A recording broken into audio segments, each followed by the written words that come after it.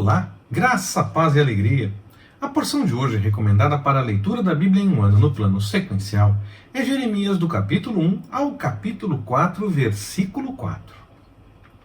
É importante lembrar aquela informação que eu dei logo no início da nossa leitura, que eu avisei que ia repetir algumas vezes durante a leitura dos livros dos profetas. Não temos como falar de cada profecia no caso dos livros dos profetas. Podemos sim fazer um resumo pequeno, uma mensagem mais geral mesmo, não um estudo sobre cada profecia. E assim nós conseguimos cumprir com esse nosso desafio de ter mensagens que auxiliem na leitura da Bíblia em um ano do plano sequencial do nosso site, o Compartilhando na Web.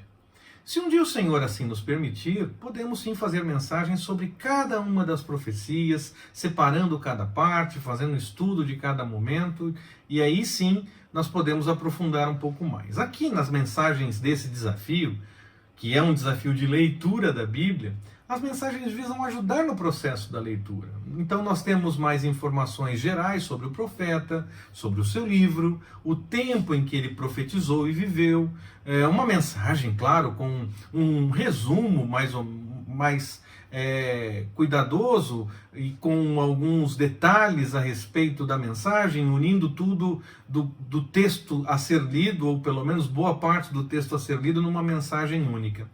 Podemos até falar de uma profecia ou outra, aquelas que chamam mais atenção, têm mais destaque, são mais conhecidas, mas o objetivo é mesmo o de ajudar na leitura devocional como um todo. Jeremias significa o Senhor é exaltado, o Senhor é enaltecido. E o significado do nome do pai de Jeremias, Ilquias, seria o Senhor é a minha porção. Pode ser que você encontre com outras palavras os significados, mas geralmente apontam na direção dessas observações que eu faço quando eu trago o significado de um nome. O Senhor é enaltecido, o Senhor é exaltado, o Senhor é a minha porção. Parece que a família de Jeremias, que era de linhagem sacerdotal, era fiel ao Senhor, até mesmo durante as terríveis práticas idólatras durante o reinado de Manassés. Jeremias era. Ele foi um profeta que profetizou em Judá no final do século 7, no início do século 6 a.C.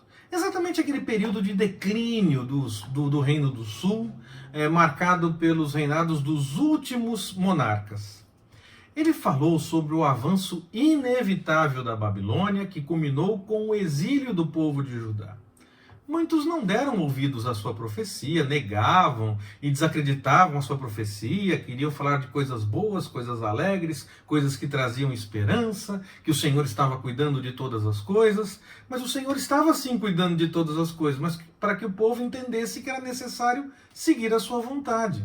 Era necessário seguir pelo caminho que ele apresentava e não ficar indo por outro caminho.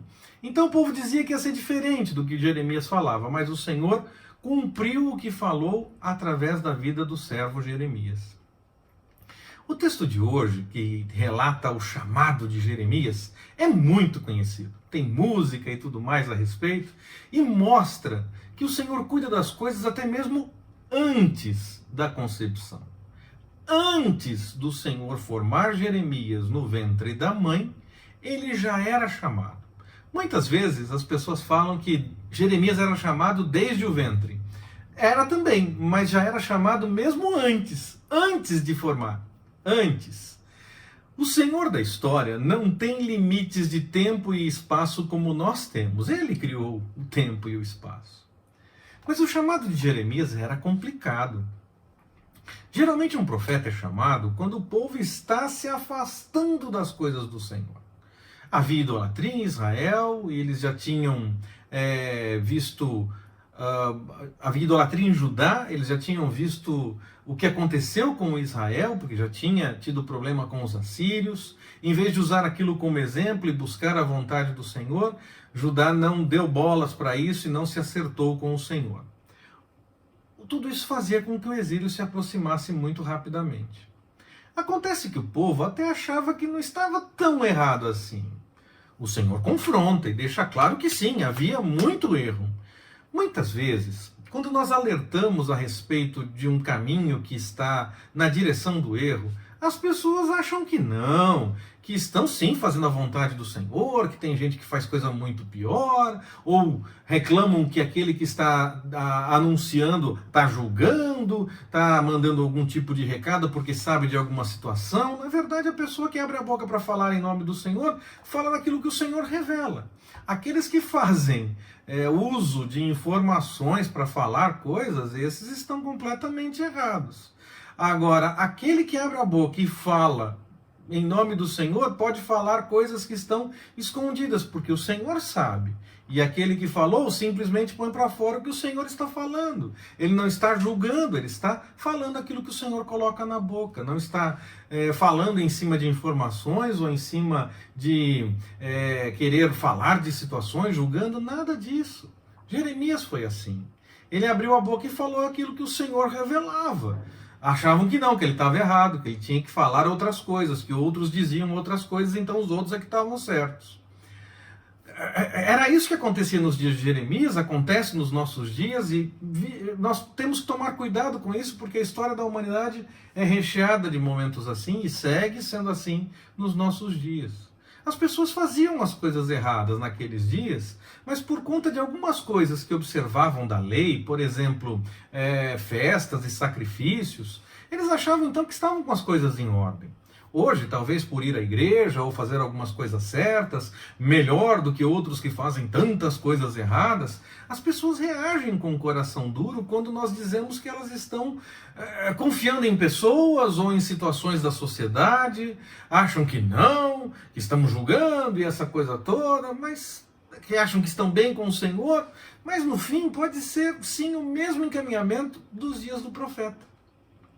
Nós precisamos tomar cuidado com essas coisas, pois as histórias que nós lemos na Bíblia já nos alertam dessa possibilidade do ser humano agir dessa forma e do que pode acontecer diante dessa reação. Nós precisamos tomar cuidado com algumas coisas que nós fazemos que estão na direção do erro, mesmo que não seja tudo errado. Não quer dizer que porque errou em uma coisa está errando em todas as coisas que está fazendo. É necessário corrigir aquela que está errado. Às vezes se pensa, mas o errado então é tudo, tem que ser tudo certo ou tudo errado. Diante do Senhor nós temos que buscar o acerto sim, buscar o perdão e confiar nele, crendo que ele vai nos ajudar, porque de nós mesmos nós não vamos conseguir, mas confiando nele nós podemos seguir na direção do caminho que ele aponta. E aí olhar algumas coisas, de repente algumas coisas estão sim certas, mas há outras coisas que precisam de acerto. Essas que estão erradas, essas que estiverem precisando de acerto, precisam ser colocadas diante do Senhor para ajustarmos e fazermos a sua vontade. Que o Senhor nos abençoe. Forte abraço, até mais, permitindo o Senhor.